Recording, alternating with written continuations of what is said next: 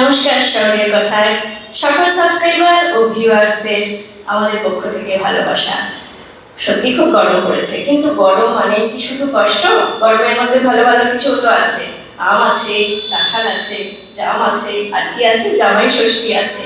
তাহলে জামাই ষষ্ঠী একটা লোকপাঠক শুধু নয়, জামাই ষষ্ঠী নিয়ে তো অনেক লোককথা, গল্পকথা, নাটক, সিনেমা অনেক কিছুই তো হয়েছে।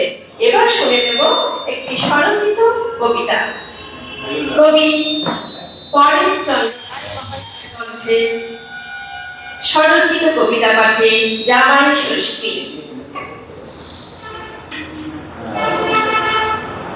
সাদে আহ্লাদে জামাই ষষ্ঠী।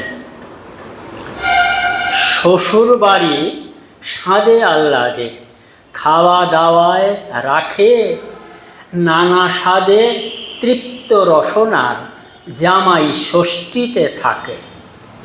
জামাই ষষ্ঠীর ভুরি ভোজে থাকে নানা পদ, ইলিশ চিংড়ি ভেটকি মাটনে লোভনীয় সব স্বাদ।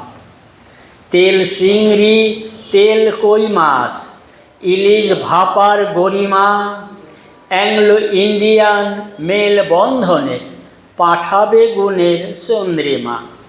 মটন কিমা, কাটলেট ফ্রাই, নানা ফিউশন পদ, কুচো চিংড়ি আলু পোস্তে, গরম ভাতে ইলিশের স্বাদ। সুস্বাদু রাখায় জামাই ষষ্ঠীতে বৌমার থালায় স্বাদ। তবেই তো স্বাদের আনন্দ উপলব্ধিতে পড়বে না বাদ।